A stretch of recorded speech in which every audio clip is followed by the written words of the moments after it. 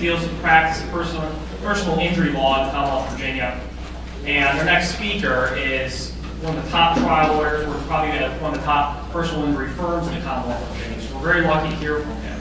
Next speaker is Elliott Buckner, and Elliott's practice covers a wide range of potential issues in litigation, including products liability, medical malpractice, catastrophic injury arising from auto accidents or truck accidents, and it is really noted as one of the rising stars in the trial bar around the state. We're lucky to hear from him this morning.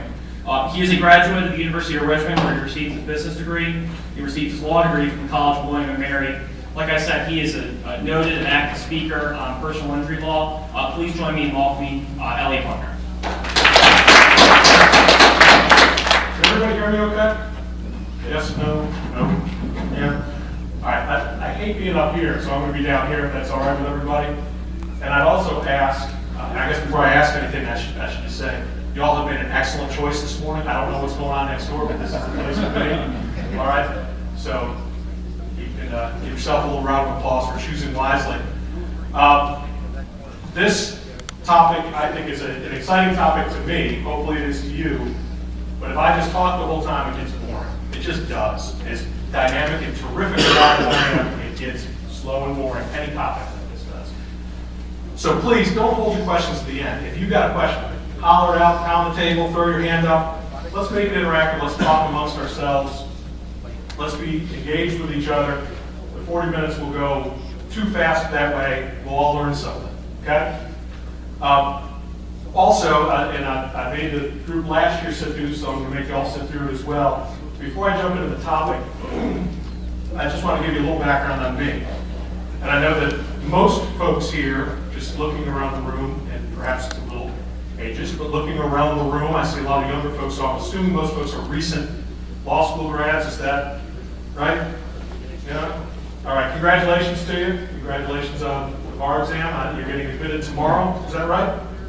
Good, that's great. Welcome to the bar. Probably not the first to welcome you, but wherever I am in that list, welcome. I understand also that the job market is still not the greatest thing in the world for new lawyers, not the greatest thing in the world for mid-career lawyers or end-of-career lawyers either. It's just not a great time to be out there. It wasn't a great time when I graduated, actually better than it is now, but I still had a hell of a time finding a job. Went on plenty of interviews, some clicked a little bit, some clearly didn't, but I struggled to get an internship after my first year, after my second year, and had no job when I graduated. I ended up doing some contract work, which was good. Paid the bills, got me exposed to some document production on a mass scale, and it was interesting to me for about 25 minutes. And I realized that's just not what I could do. There were people in there that that's what they wanted to do. They loved it. They were passionate about it. And I thought that's great for them, not for me. So I started networking, started talking to people, continued to send out resumes, still didn't have a job. Didn't get a job, didn't get a job, didn't get a job. And I thought, holy cow. I was at Home Depot to buy a can of spray paint, and I saw the little kiosk there to apply. And I applied for a job at Home Depot. After law school, I thought, is this what it is? Work at Home Depot, I understand, is a terrific career, but I didn't go to law school to work at Home Depot. I just felt lousy about myself and thought, this is it. I've wasted all this money, I've wasted all this time, I have no job, I'm done. And then I went to lunch with a lawyer who was a friend of a friend, just one of those networking things, and said, hey, I'm having trouble finding a job. And he said, you know, I just finished up a case with this really good firm out in the West End. Great guys, great attorneys. Maybe they need something. Let me give them a call. And about 3 hours later, he called and says, hey, send your resume to this guy. And it just happened to be that they were meeting that morning about needing a new associate. And it was just pure happenstance that everything fell into line. And I got a job with a terrific firm, Harmon Claytor, out in the West End of Richmond. And he was right. Great attorneys, great folks. Great first job. Really enjoyed it, learned a lot. And that job led to the next job, which I got running into somebody I had interviewed with 3 years before for an internship at a cocktail party. He said, hey, would you be interested in coming over?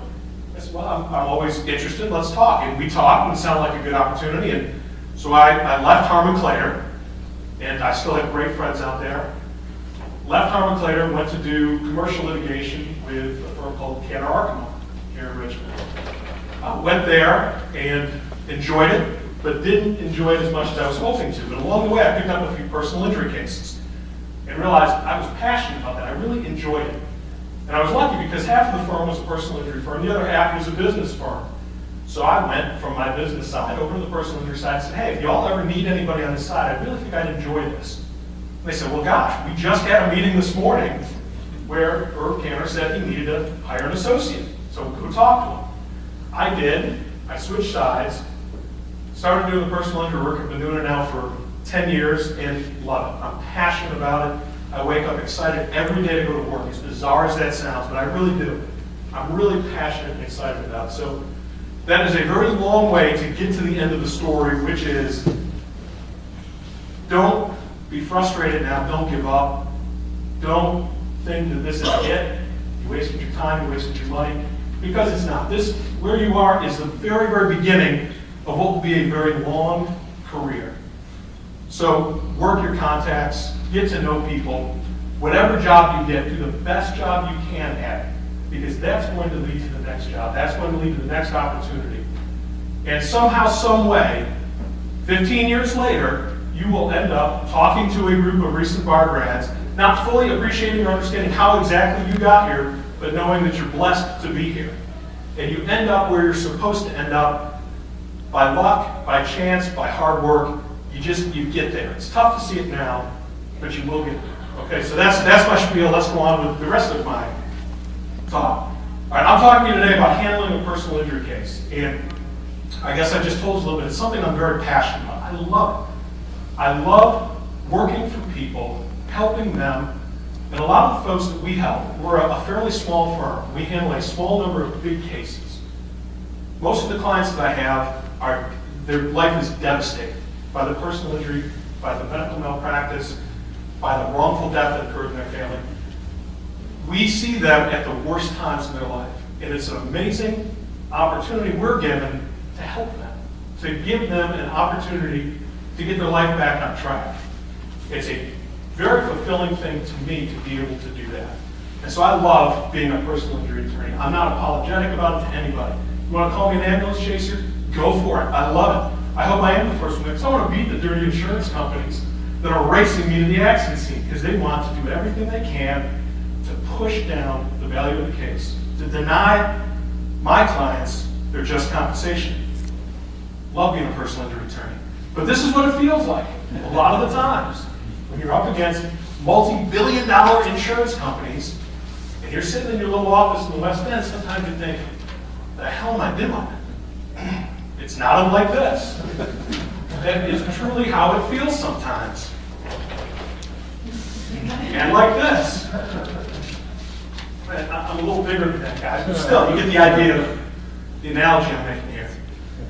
So if you're going to take down these big insurance companies, what do you do? How do you do it? If you're going to handle a personal injury case, the first thing I'll tell you, if you're going to handle it, be fully committed to it. That case is extremely important to your client. Be fully committed to the case. But you got to know some basic ground rules if you're going to be successful. One is know your opponent. Know the insurance company. Know how they operate. One of the ways that a majority of insurance companies in the country work now is by using either Colossus or some other similar system. It's a computerized database of claims that they've handled across the country, that they can identify claims history here in Richmond, Virginia, Virginia generally, the East Coast. It may be the first time you've handled that type of case. It's not the first time that the insurance companies handled it. They know what they sell for, they know what the jury verdict range is, they know a lot of stuff about how your client's injuries, the type of accident, the venue you're in is going to play out. So if you know that, you can work your claim with them to take advantage of that system. And we'll talk about how you do that in just a minute. The other thing you need to do is keep a list of the adjusters. You're going to work with the same adjusters over and over and over again. There's just a limited pool of folks here in Richmond, here in Virginia, for the big insurance companies. You see them time and time again. Keep a list of them. Some are naughty, some are nice. Be your little personal injury Santa, okay? Know who you like to deal with, know who you can trust, know, more importantly, who you can't. So the second rule is you've got to know your prospective case and know yourself. You got to know when to hold them, know when to fold them, know when to walk away, you got to know when to run. Don't count your money when you're sitting at the table. You can count it when the dealing's done. And I know you're all familiar with Kenneth Ray Rogers, one of the great spokesmen of any generation. His words ring true today in this hall as they have in halls across the country. Live by it. Those are actually pretty relevant to personal injury cases. But what does all that mean? In knowing your prospective case, the most important time in your entire handling of the case, believe it or not, is your first meeting, or even before that first meeting, when you're on the phone call with that prospective client. Intake, intake, intake. All right? When you're doing that intake on the phone call, whether you do it or a paralegal does it, it's a time to start gathering information and making determinations whether you want to handle that case or not. Because, believe it or not every call that comes into you is a case you want to handle. Get to know your case right from the start. Figure out what holes there are in the case. Are there liability issues that you need to worry about? Are there damages problems that maybe you don't want to get involved with? You can get a head start on answering discovery during intake. When they're sitting across from you, you've got a captive audience. You know what interrogatories are going to be issued. You will eventually as you start to get the feel for what discovery is sent to you in cases like this. So you can get a head start on answering that discovery. You know the information you need to develop. As I said before, you can figure out if you really want this case. You don't want every case. You just don't. There are cases that are just flat out duds. There are prospective clients that are worse than duds. You don't want them. They are a drain on you, your time, your system. And if you get a client, and I've been very fortunate that I've only had 2 in my career, if you get a client that is not telling the truth, that hurts your credibility. Pass on those folks. Pass on them. You will do more harm to yourself by taking a bad case than you will by letting that possible money walk out the door. Easier said than done, especially when the coffers are a little low, but stick to it and you'll keep yourself out of a lot of trouble. During intake, you also begin to establish a rapport with the client. You get to know them, they get to know you, they get to have confidence in you and your ability and the advice that you give them. You start establishing client expectations.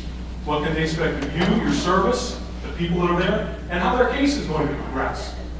That client management has to start immediately. And the more trust you can establish at that first meeting, the better off you will be when you call that client later and say, here's what the settlement offer, and I recommend you take it.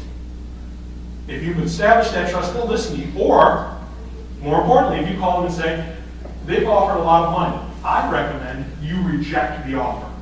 That, frankly, takes more confidence in the attorney than telling them to take money. You're telling them to push it back. That's a hard thing to tell people that have been out of work for 6 months, that are facing foreclosure, to say, turn that money away. That is not a fair offer. And if you don't have that rapport established, if they don't have the confidence in you, your abilities, your advice, they're not going to listen to you. All right. Rule number 2 continued, and this is a harder portion. Remember, the rule is know your prospective case, know yourself. Knowing yourself is the harder piece of it. You can spot, I promise you, you can spot a dud case. A client that's an unpleasant person that you don't want to spend any time with. Knowing yourself is harder. Can you handle this case? Do you have the expertise to handle this case? You will eventually develop the expertise to handle most cases, or at least the ability to develop the expertise to handle a particular case. But some cases, depending on what area you practice in, will always be just beyond your fingertips. Okay? And you need to make a decision. Can you get up to speed on this case or not? There are lots of personal injury cases I don't handle. They're just beyond my expertise or in a different area of expertise. I don't look at that as a weakness on my part that I can't handle every case that walks through the door. I look at it as a strength that I know myself well enough to send it down the street. Do you have the finances to get involved in this case? Personal injury cases, the larger cases, frankly, just about any case that ends up in circuit court is an expensive case. They're very expensive to take on, investigate, develop experts, get all your trial materials together, and try the case. It's very expensive. We routinely have cases that we have over $100,000 invested in. Just the nature of our practice is what we do. But even smaller personal injury cases are expensive. General district court cases are an exception. You can try those fairly inexpensively.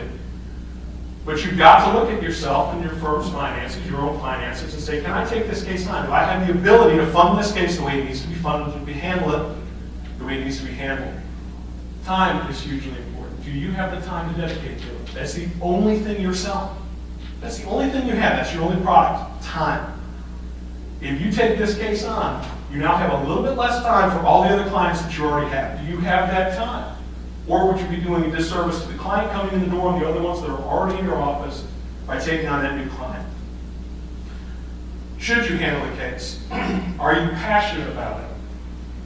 You gotta have the passion. If you're not passionate about it, you're not gonna do a good job. Let it go. Do you like the prospective client? We talked about that a little bit. If you don't like the prospective client, if you get a bad feeling about it, you're not gonna wanna work for them. They're gonna be a pain in your backside and a drain on your system. Let them go. Is there coverage or a source of recovery? This is something that you need to know at intake, or even preferably while they're on the phone, so you don't even waste your time with a full-blown meeting or intake. Do you have some way to get paid? Does your client have a way to get paid? And the way we handle our cases is on a contingency basis. So I get a percentage of the recovery I get for the clients. If I don't get a recovery, I get zero. I am properly motivated on every case I handle. And the way I look at it is, the more money I make for myself, the more I make it for my clients, because they get more of it than I do. They get a bigger percentage of it than I do. So I want to know that I can get paid, because if I get paid, that means my client can get paid. And you've got to know that before you can take the case on. All right, gather your rocks early. I'm still going with the David Goliath theme. If you don't have to put those pieces together, we're going to keep it going through the rest of this. Gather your rocks early. Don't wait to investigate the case. Establish a relationship with a good private investigator early on. Okay, that private investigator doesn't have to be somebody that works for you. There are lots of good outside private investigators. They're not on your payroll, so they're not a drain to you when they're not actively working. But when you pick up the phone and say, hey, I have a new case, I need you to do, boom, you give them the laundry list of stuff you want investigated. The scene photos, you wanted them to contact the police, you want to interview witnesses for you. They can do a lot of stuff that takes it off of your plate. All right, and as long as you tell the client up front, we are going to hire a private investigator that's going to work on this case. It's a cost that can later be passed to the client as a litigation cost. But you need to investigate your case early, whether you do it, a paralegal does it, a secretary does it, a friend does it, a private investigator does it. Do it early. Scenes change. Those tire marks that are there today won't be there 2 days from now. Cars get moved. Products liability cases, you lose the product, you're toast. Investigate it early, quickly. Investigate your client. Don't wait to do that either. Part of your intake should include what social network sites do you have. Not only what are you on, I want your username and I want your password. And before you get home, I will be on your site checking to see what's on there. And we have had cases where people have talked about the accident, their injuries, the case, their claim, I'm going to get lots of money, I'm going to get paid. All this stuff has been on there. People share way too much these days, okay? We tell our folks, stop, knock it off. You don't have to shut your site down, but just don't put anything on there that you don't want broadcast to the entire world. Some people, amazingly to me, still don't understand that that's not a private little network. They may set their privacy settings, it's not private. Whatever's on there can be found by anybody that has a reasonable ability to get in there, okay? So we tell people, knock it off. One thing you cannot do not ever, ever do, or your career is over before it ever starts, is tell your folks to delete this stuff. Okay? Don't. Tell your clients to delete their contents of their account. That happened a couple of years ago, where some material off of a Facebook site was withheld from the other side during production. That attorney, who was a terrific attorney, he was well regarded throughout the state, is no longer an attorney now. Right? Don't tell your folks to delete it. If there's bad stuff on there, know it so you can deal with it, but don't tell them to try to hide it. All right. The top 10 for gathering your rocks early, the stuff you need to do, at least this is my version of the top 10.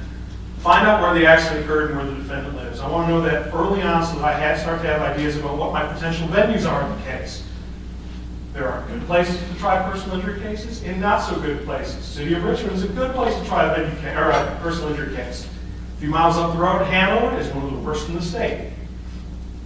Being in state court, good. Being in federal court, bad. So starting to know where the accident occurred, where the defendant lives, can help you with that. You need to quickly identify and interview witnesses. Memories fade over time. Have your investigator interview those witnesses does a couple of things. One, it gets it done quickly because it's off your plate. Second thing is, if that memory fades later, you've got a third party who has had that conversation, who has documented, who's recorded it, who's got a transcript of it to help you later if you need it. Interview the police officer and get their entire file. The police officer will give you, not anymore, but at least the state police, you can get the police crash report. And it's a 4 or 5 page report that tells you what happened in the accident. It's got a little diagram on it. Good to get, but there's more. The police will take in field notes that has information that will not be contained on the police crash report. The police will take pictures. Oftentimes they won't, much to your frustration, I assure you. But sometimes they haven't. Ask for the pictures. Get witness statements. The police will take written statements from witnesses sometimes where they sign it, including the potential defendant. You can use that against them later. So get the entire file from the police. Locate and photograph the cars. Cars from the accident scene are going to get towed to a tow lot. They're going to stay there for a few days. The insurance companies are going to get involved. They're going to take them off to one of their insurance storage facilities where they're going to be sold at auction and sent way far away. Find out where they are quickly. Get your pictures of them quickly. They won't be around long. Get pictures of your client's injuries. Your client's injuries today will look very different than they do a year and a half from now when you go to trial. Especially important if they've had surgery, if there's scars, if there's something that, you know from your common experience, heals. That stuff gets better over time. So to say, gosh, they had this terrible cut, this terrible scar, or this terrible injury, and you're telling that to the jury, and it's now just like a little line. If you don't have those pictures so that they can understand that this was a big open wound that required changing the dressing 5 times a day, and this aggressive scrubbing, and that it was nasty and painful, help tell the story. Think about what am I going to need later. Determine if the defendant was charged with a traffic violation or any criminal offense. Have a court reporter present at trial. If they plead guilty, you can use that against them later in the civil case. If they plead not guilty and they're found guilty, doesn't make a lick of difference, but you can still get some good testimony oftentimes. And if they're saying it, you can use it later at trial. Any statements made by the party you can use. Get pictures and measurements of the scene. Again, scenes change. Tire tracks that are there today won't be there tomorrow. Get your pictures, get your measurements, get it done early. Have somebody else do it if you can have that done. Have your investigator do it. Hire an accident reconstruction expert. Although that accident reconstruction expert will be very limited in what they can testify to later. They can absolutely come in and say, I took these pictures, this is the fixed scene afterwards, there were no changes, here's the tire marks, this is the length of the skid marks, these are the conditions of the roadway. They can do that for you. If you do it yourself, you'll have the information, but you can't testify about it. Get weather reports for the day of the accident. Video of traffic light sequence. If you have what we call the classic red light, green light case, your client says, I had a green light, defendant said, I had a green light, go take video of the traffic light sequences. Find out when the lights change, how quickly they change, how long is that yellow light up for. The reason you do that is those things can be changed. We've had that happen in a case where the traffic light sequence on the day of the accident was different than when we got the case. They didn't come in for over a year. When we got the case, it didn't line up with what our client was saying. And we said, are you sure of this? I'm telling you that's what happened. And so we went out and met with the folks at, I think it was Chesterfield's Roads Department. And they said, oh yeah, sure enough, they changed the sequence of the lights. It was different when we went out and took our video. So get out there early and do that if you can. And again, investigate your client. Tell them you're going to do it. Get the background on it. Find out what other insurance claims they've had. All right, organize your rocks. So you gathered all this information, now you need to organize it. Get a system in place, whether it's an electronic system, hard copies on the wall, sub-filing system, have a system in place and use it consistently.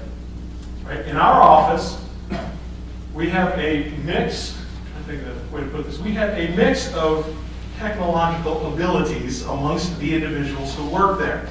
How's that? Some of us would be just fine with electronic files. We'd go in paperless, putting everything scanned in, having it all electronically. Some other of us have to have that piece of paper in their hand. They can't tear themselves away from it. They feel like if there's not paper in their hand, it's gone and it's not present anymore. So we acquiesce to that. And this is actually our system that we've got. It looks like a big jumbled mess, but it's actually not. Each one of those binders corresponds, the color corresponds to a different part of the file. So when you go up, it's all alphabetical. You'll find the Smith file. The green binder is medical records. The black binder is investigation and insurance information. The red binder is pleadings. Blue binder is attorney notes, correspondence, communication. There is a system to it. We're consistent in every case. So I can run quickly, find the binder I need, go do my work on it. Yes, sir. This brings up a question that I had because I feel comfortable doing electronic files myself, but I know a lot of practitioners like to do physical in addition to. So how do you feel about hybrids? You know, like having a digital file, you know, to make sure that you have everything, but you know, in case you go to court, having that physical paper, you know, put it in front of the judge, sort of file.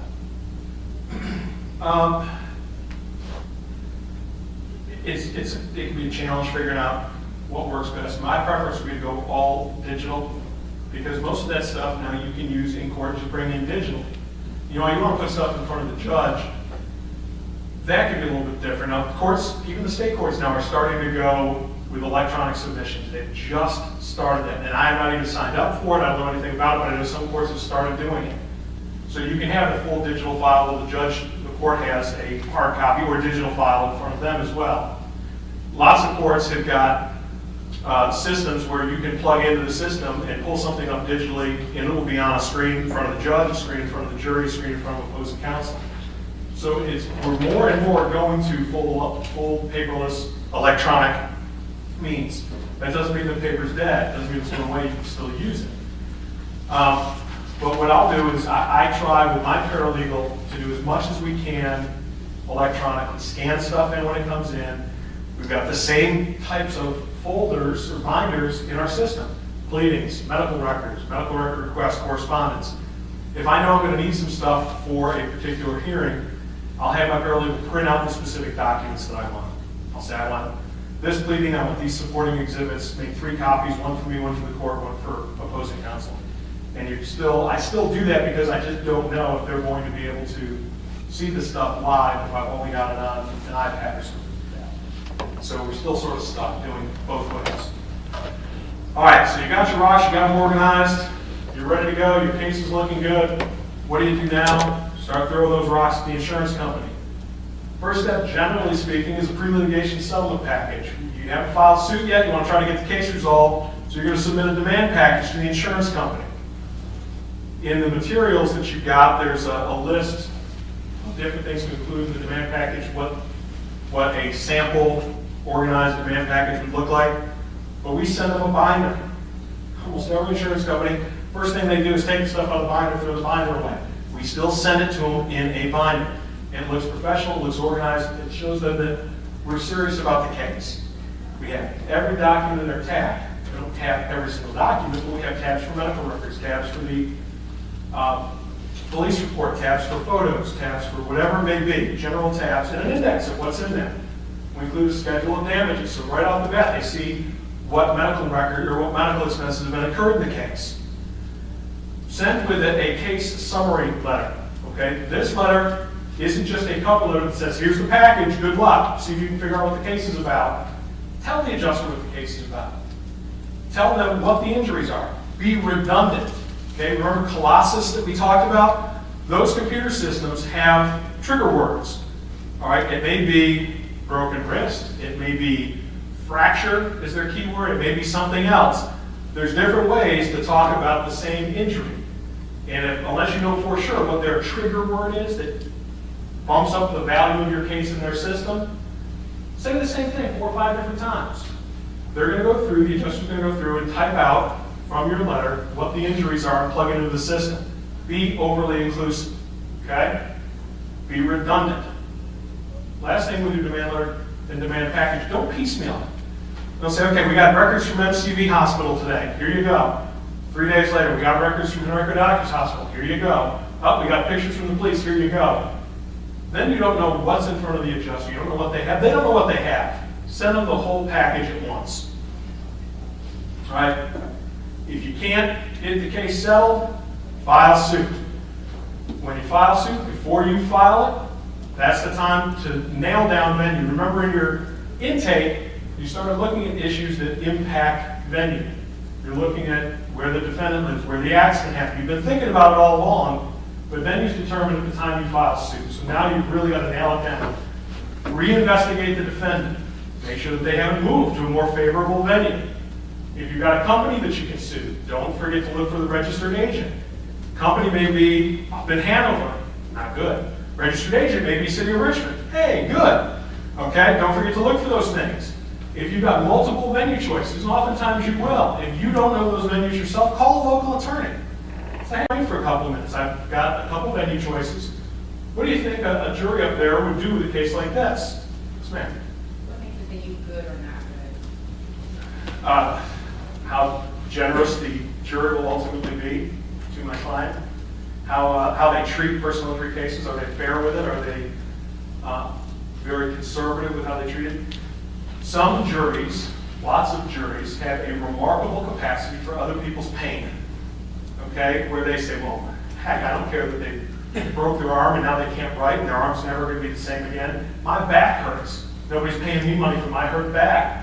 And they're not going to do it. They can't divorce themselves of how their life is or how this has affected this individual person. And there's just different areas of the state where juries are more liberal versus more conservative. What about the Tyler area?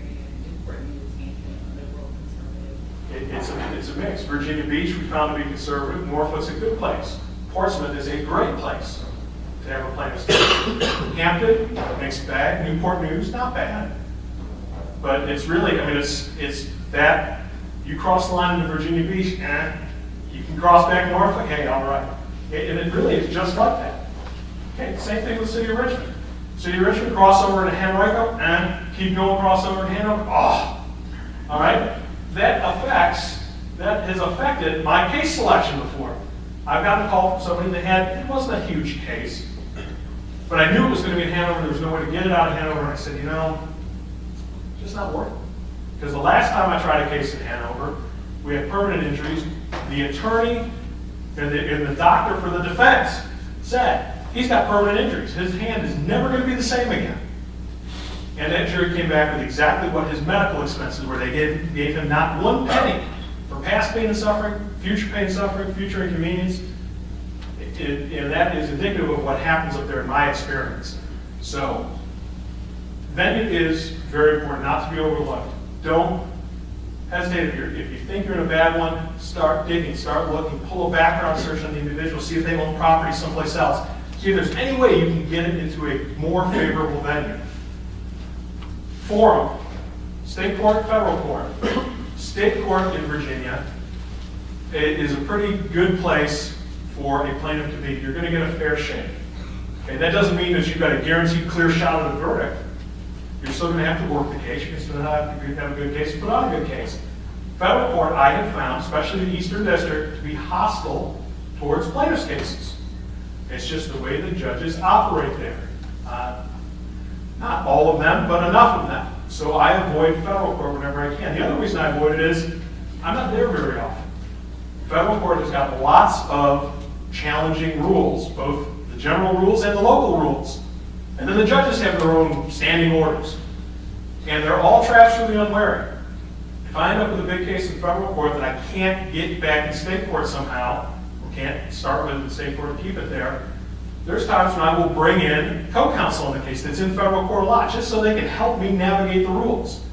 And again, I don't look at that as a sign of weakness that I can't handle a case in federal court. I look at it as being smart enough to know that I'm better off, my client is better off by bringing in a little help.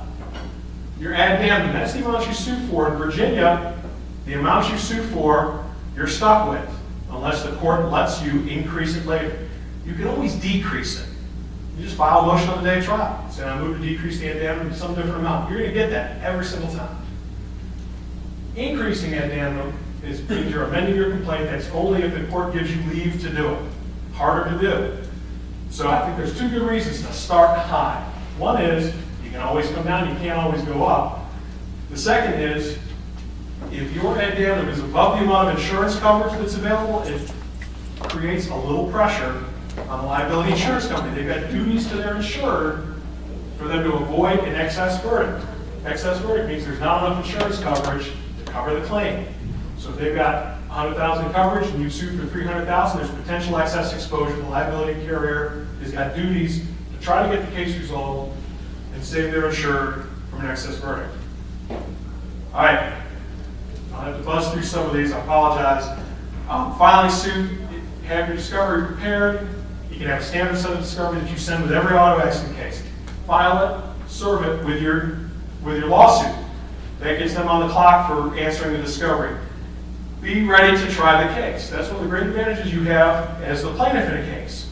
Before you ever file suit, the insurance company, the lawyers may not have any idea that you're going to come after them. You get to line up your experts, you get to have all your witnesses prepared. You get to have the opportunity to prepare your entire case before you ever file suit. Then they're always playing catch up if you've done that. All right, focus groups. Focus groups can be extremely helpful. Do them early, do them in the middle, do them late in the case. It gives you an idea of what the case is worth, your potential liability problems. How do you craft your case? What evidence do you develop that's going to be important to the ultimate jurors in the case? We use focus groups a lot. We bring in people from the venue that we're going to be in, take them right off the jury rolls, hire them off of Craigslist, whatever it takes to get them in there. And we have them come in, pitch the case to them, let them talk about it, deliberate just like jurors. It's amazing the stuff that they'll share with you once you'll find out about your case, good and bad. It's frankly, for our purposes, more important to find out the bad stuff than the good stuff. Arbitration. It's an alternative to trying your case.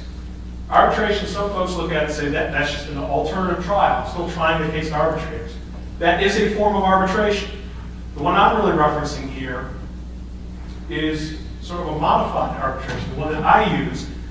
I'm not going to try my case in front of arbitrators. I've already got a free trial in front of a jury, and I'd rather be in front of a jury than arbitrators. But on certain cases where liability is not an issue, we just can't agree on what the case value is. That's a perfect case to tee up for a short arbitration. Submit it on the medical records. You don't have to bring your experts. You're not paying your experts. You agree what the evidence is going to be. You agree to the presentation of evidence. It's an abbreviated 2-hour presentation to a neutral who decides what the value of the case is. You can't agree, let somebody else tell you what it's worth. That's a good arbitration. It's cheap, it's quick, it resolves the case.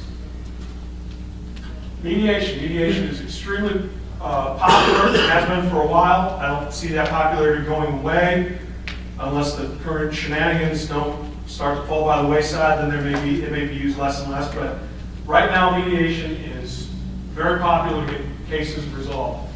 It's you on one side, the insurance company on the other, a neutral third party, going back and forth, trying to get you to a mutually disagreeable number. It's not going to be as much as you want. It's going to be more than they want to pay. That's how the case gets resolved. Mediation is a great way to get cases resolved, but don't think it's just show up and it's done. You've got to prepare for mediation just like you're preparing for trial. You still have a burden to persuade, but now you're persuading the insurance adjuster, not a jury. If you get the case resolved, whether it's by trial or whether it's by settlement, your work is unfortunately far from over. A huge chunk of our time now is dealing with stuff after the case resolves. There are liens out there to worry about, and if you don't take care of the liens properly, it can come back on you. There's ERISA liens, there's Medicare liens, Medicaid liens, liens from the Commonwealth of Virginia. You've got to familiarize yourself with what liens are potentially out there, which ones does your client have an obligation to repay, and as importantly, which ones do they not? Because plenty of times we'll get a letter saying, hey, Cigna is asserting a lien, your client owes us X, and they have no right to be repaid. And if you pay your client's money to them because they told you to and you shouldn't have, that's on you. Just like if they've got a lien and you don't pay the lien, you pay the money to your client, that's on you. So be careful. When you settle the case, when you resolve the case, your job's not done. All right. When Certain cases require court approval. A wrongful death case requires court approval. Settlement of a child's case, it's optional. Most of the time you're going to do it because it protects you, it protects the insurance company, it protects the insured, to have the court bless that child's settlement. But you don't have to do it. Other things to consider is the Medicare set-aside requirement. That's an entire day's program on liens and Medicare set-asides, special needs trusts. But these are all things you have to be thinking about. I know I've got about 10 seconds left, so we can't go into any of it today, but it's all things you need to consider. Whether your client should structure the settlement, there's lots of parties, companies out there, third-party companies, to help you determine whether it's in your client's best interest to structure some or all of their settlement. It can be very advantageous. Sometimes it's not good for them, but they're supposed to help you do that. All right, here's the bonus information. You're not alone in all of this, okay? If you're handling a personal injury case, even if you're a solo, there's lots of different things you can do, lots of different folks you can hire, different people you can bring in to help you put your case on just like the biggest firm in town. Just because they're not in your office or not on your payroll doesn't mean you can't use them to your advantage. You can associate counsel. I told you we do it. If I'm in federal court, I'll oftentimes associate counsel. If I've got a case that's in a unique area of the law that I'm practicing often, I'll associate counsel. I'll take advantage of their expertise. There's bar groups out there. If you're going to handle plaintiff's personal injury case, you must have to, but I'm strongly encouraging you to join the Virginia Trial Lawyers Association. It gives you a great opportunity to network with plaintiff's lawyers all over the state. You can get on their listserv. If you get a question, you pop it up there. You'll get 10 answers back from some of the best plaintiff's lawyers in the state. It's like the biggest virtual law office there is. Private investigators we talked about, nurse consultants are great to have. We've got a couple. We call them up. They do records reviews. They get records for us. They even review some of the cases, do the preliminary review on some of our med mal cases. High school computer whiz to set up your system, to network your stuff together. They know more about computers than I do. I'm not going to try to do it. We can bring somebody in. We have brought somebody in, a high school student that just knows how to do it. They were cheap and it was easy. Medical illustrators are great to help you tell the story. There's some terrific ones here in town that can help you put your case together. They can help explain what the injury is and what it means to your client. Your creativity. Don't have the money for a full-fledged focus group. Go to your spouse's work, buy them a pizza, talk about the case, and get their reactions. Use multiple illustrations instead of animations. That's one of the great things about this job is your creativity comes into play every case, every day. There's never a moment when you're not thinking about different things, not dealing with different issues. It's intellectually engaging in addition to being rewarding. So your key is to be passionate about it, be prepared to work your butt off. When I moved from doing commercial litigation to plaintiff's work, I thought, so long, billable hours. I'm done with you. This is going to be great. There's no way to track my hours. It's going to be terrific. And I ended up working twice as hard because now the only thing that matters is the end result. All right? If I need to spend 40 hours on something, I spend 40 hours on something. Where before, if I knew that I was only going to get paid for 10 of those 40, I might do 12, might do 14. You just can't keep working on it. But now you work till it's done. Always remember that your client's case is the only case they have. You may have 40, 50, 60, 100 cases in the office. Your client's case is the only one they have. It is very important to them, so make sure it's important to you. Be honest, trustworthy, collegial in your dealings with everyone. Don't be a jerk. Don't be a jerk for jerk's sake. Don't be a hard ass because you think it's going to be to your advantage. If that's your nature, try to tone it down a little bit. If it's not your nature, don't put on that show. I'm not that guy. I'm not a mean guy, I'm not an aggressive guy. I'm a pretty nice guy.